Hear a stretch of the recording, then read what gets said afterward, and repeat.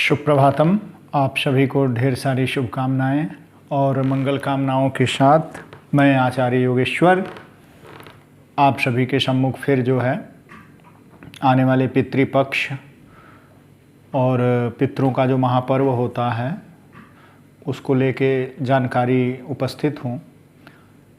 आप सबको ये जानकारी देना चाहूँगा कि हम सभी मनुष्यों में, मानव जाति में जो जैसे हैं, हमें दिक्कतें क्यों आती हैं,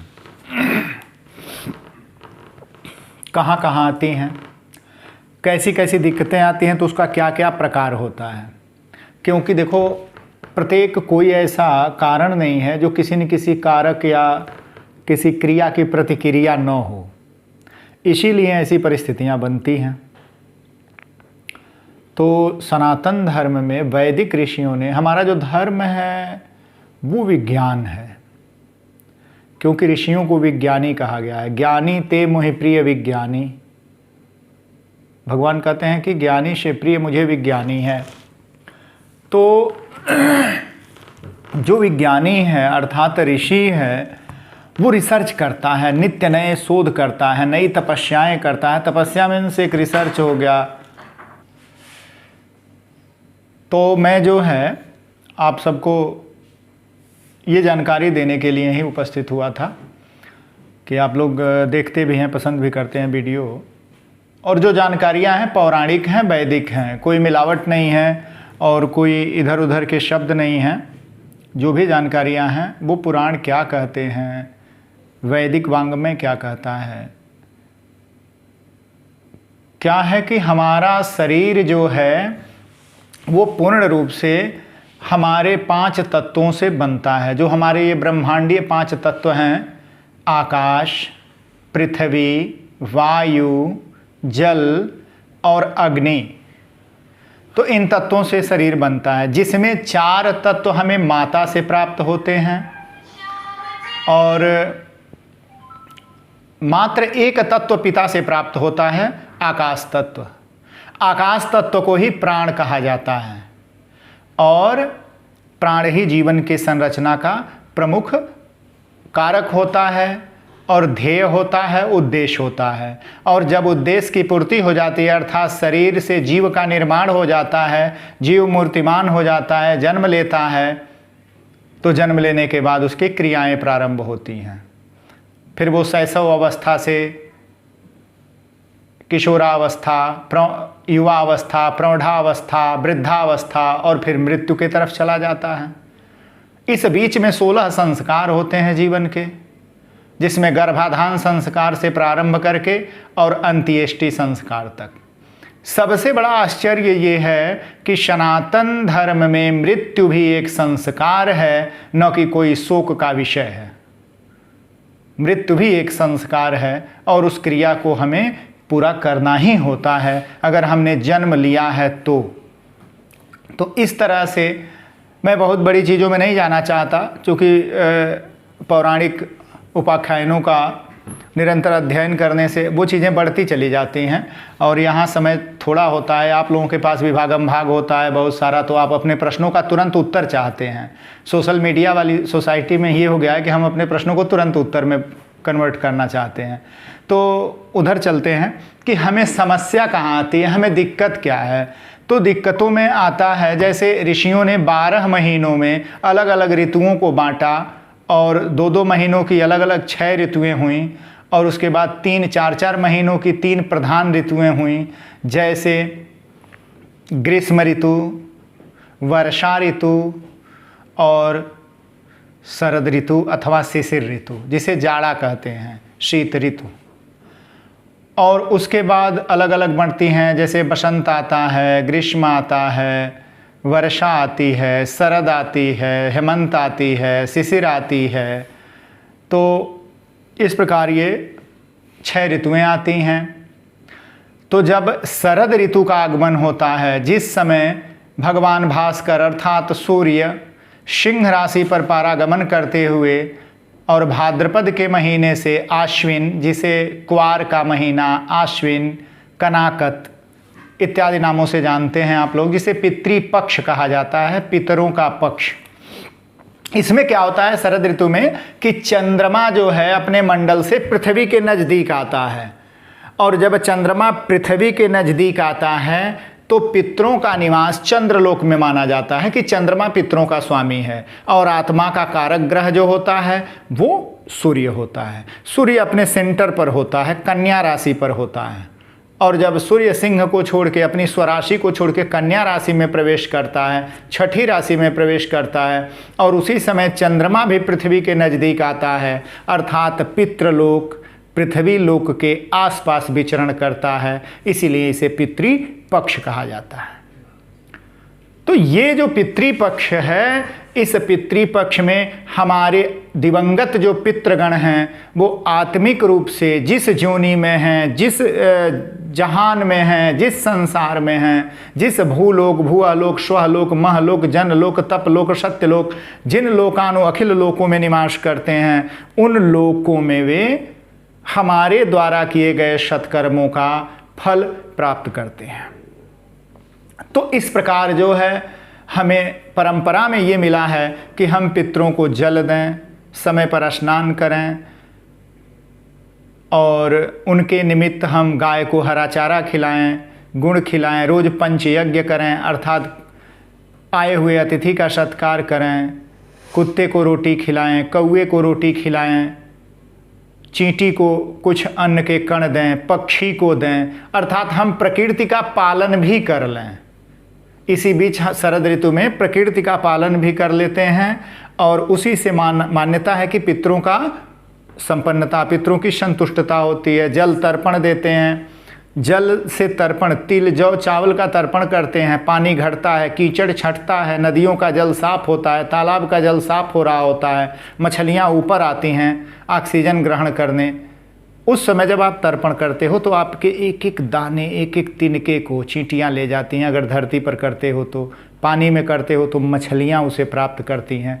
तो ये प्रकृति की पूजा हो जाती है, क्योंकि जब आप तर्पण करते हो तो उसमें एक श्लोक आता है कि अब्रह्मश्च पर्यंतम देव ऋषि पितृमानवा तृप्यंतु पितरः सर्वे मातृमाता महादया अतीत कुल कोटिनाम सप्त दीप निवासीनाम अब्रह्मा भुआ लोकमिदस्तु तिलोदकम।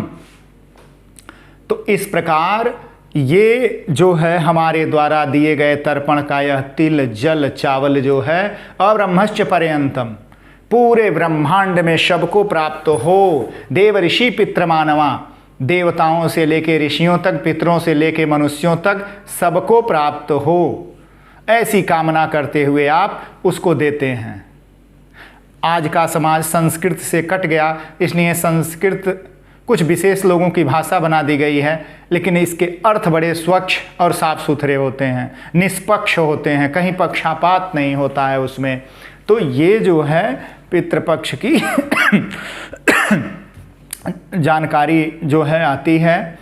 और पितृपक्ष चूँकि प्रारंभ होने वाला है और 16 दिन का होता है पितृपक्ष, बहुत लोगों को ज्ञात नहीं है, तो मैं बता दूं, पितृपक्ष भाद्रपद की पूर्णिमा से प्रारंभ होकर और आश्विन मास के अमावस्या तिथि तक चलता है। कई बार तिथियां घट बढ़ लेती हैं।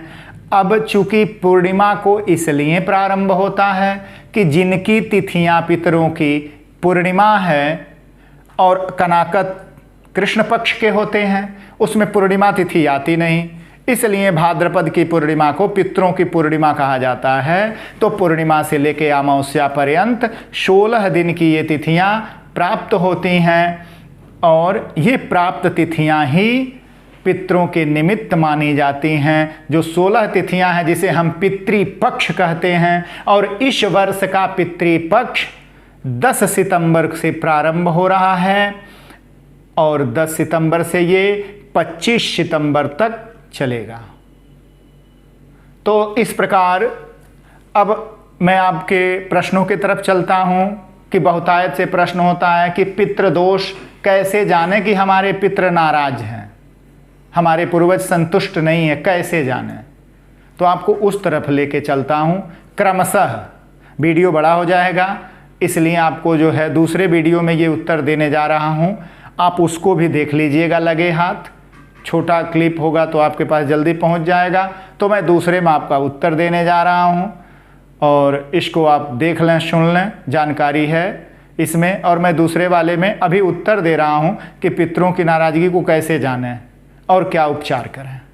इधर बढ़ते हुए हमारे साथ पितृदेवाय नमः कहते हुए आगे बढ़ते हैं। आप दूसरे वाले वीडियो की तरफ चलें, मैं ले चलता हूं आपको। तो जो है हमारे पितरों की नाराज़गी का हम पता कैसे लगाएं, प्रसन्नता का कैसे पता लगाएं। तो विशेष रूप से पितरगण, जब पितरों को प्रसन्न करना हो तो आप जो है, जब पितृपक्ष आता है या प्रत्येक महीने में जो अमावस्या आती है, तो पितरों के भाग के स्वरूप में अमावस्या को कुछ सीधा अन्न, खीर इत्यादि जो है निकालना चाहिए, बनाना चाहिए। सीधा साबुत आप जो है खड़े सीधे को मंदिर में भेज सकते हो भगवान शिव के, और या किसी ब्राह्मण को दान कर सकते हो, किसी मठ मंदिर या जो पात्र हो। तो इस प्रकार जो है पितरों की नाराज़गी का क्या कारण हो सकता है। तो देखो अभी तो प्रारंभ हो रहा है पितृपक्ष, इसमें अगर आप प्रसन्न कर लेते हो पितरों को तो बहुत अच्छी बात है, क्योंकि इस पक्ष में आप नियम से सुबह जल्दी स्नान करो, सूर्योदय के साथ जल दो पितरों को, गाय दिख जाए तो उसे कुछ चारा वगैरह खिला दो, बड़ों को प्रणाम करो, आप घर की स्वच्छता रखो, और संभव हो तो लहसुन, प्याज और सी फूड, चिकन, ये जो भी चीज़ें हैं इनका परित्याग करें। कोशिश करें कि अच्छे विचार रखें, अच्छी भावनाएं रखें, और किसी भी प्रकार के विवाद से, क्रोध से, प्रवंचनाओं से आप बचें। तो ये बड़ा अच्छा बीतता है और पितरगण प्रसन्न होते हैं। और अगर अपूजित रह गए पितरगण, कहा गया है कि पितृगण जब अपूजित होते हैं तो वो अपने वंशधरों का रक्त खींच देते हैं, नाना प्रकार की दिक्कतें उत्पन्न होती हैं। आजकल कहा गया है कि श्रद्धा वापनोति इति श्राद्ध, श्रद्धा ही श्राद्ध का कारण है, और जब उसका लोप होता है तो समस्याएं शुरू होती हैं, अकाल मृत्यु इत्यादि नाना प्रकार की दिक्कतें, व्याधियाँ, ये सब फैलते हैं। पितर जब नाराज होते हैं तो वो संकेत देते हैं आपके यहाँ कि क्या क्या दिक्कतें हो रही हैं। जैसे घर में कलेश बढ़ जाता है, अकारण घर में झगड़े शुरू हो जाएंगे। दूसरा, आपके प्रत्येक कार्य में अड़चन उत्पन्न हो जाएगी, आपका प्रत्येक बनते बनते कार्य बिगड़ने लगता है, सफलताएं असफलताओं में बदलने लग जाती हैं। संतान से जुड़ी समस्याएं शुरू हो जाती हैं, संतान बाधा उत्पन्न हो जाती है, या वर्तमान संतानें जो है मनमानी होने लग जाती हैं। शादी में बाधाएं आ जाती हैं, घर में कन्या बड़ी हो रही है तो शादी नहीं जल्दी होती है, पुत्र है तो शादी नहीं जल्दी होती है। फिर जो है आपके कार्यों में नुकसान होना शुरू होता है, व्यापार में, कार्य में, हर जगह नुकसान होता है, और नाना प्रकार की व्याधियां उत्पन्न होती हैं। और उनके प्रसन्नता का कारण ये है, उनको प्रसन्न करना है तो पितरों को सुबह ध्यान करके प्रणाम करें, माता पृथ्वी को प्रणाम करें, श्रेष्ठ जनों को प्रणाम करें, और पितरों के खास दिनों अर्थात तिथियों को जरूर मनाएं। तिथियों पर कुछ दान पुण्य करो, कुछ गौ सेवा कर लो, और दान इत्यादि करके कौवे इत्यादि को भोजन करा के पितरों को प्रसन्न कर सकते हो आप बिल्कुल। और तर्पण इत्यादि क्रियाएं करें। आपको कहीं से भी लगता है कि पितरगण अधिक नाराज हैं तो किसी ज्योतिषी से अपनी कुंडली दिखा लो। कुंडली का 8वां, 12वां, 10वां, 6ठा, ये वो भाव हैं जो तय करते हैं कि पितृगण किस स्थिति में हैं और आप पर पितृदोष बना है कि नहीं बना है। तो इसके लिए आप जो है आचार्यों से मिलकर त्रिपिंडी श्राद्ध का विधान ले सकते हैं, या गया इत्यादि तीर्थों की यात्रा कर सकते हैं। पितृ सूक्त का पाठ, रक्षोघ्न सूक्त का पाठ, विष्णु पुराण का श्रवण और विष्णु सहस्त्र नाम इत्यादि का पाठ घर में करा सकते हैं आप। पितृ गायत्री का पाठ करा सकते हैं। तो ये सारी चीज़ें जो हैं आपको बहुत फलदायी होंगी, बहुत लाभ देंगी, और आप जरूर करें। और बहुत बहुत लाभ उठावें।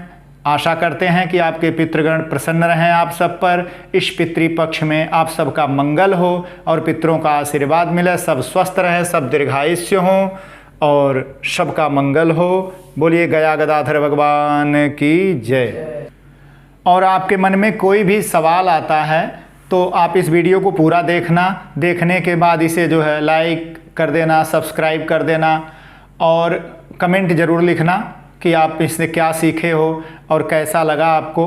और अगर कहीं भी मन में कोई जानकारी चाहिए, कोई प्रश्न उठता है तो बिल्कुल आप हमें फ़ोन कर लेना, मैं उत्तर दूंगा बिल्कुल।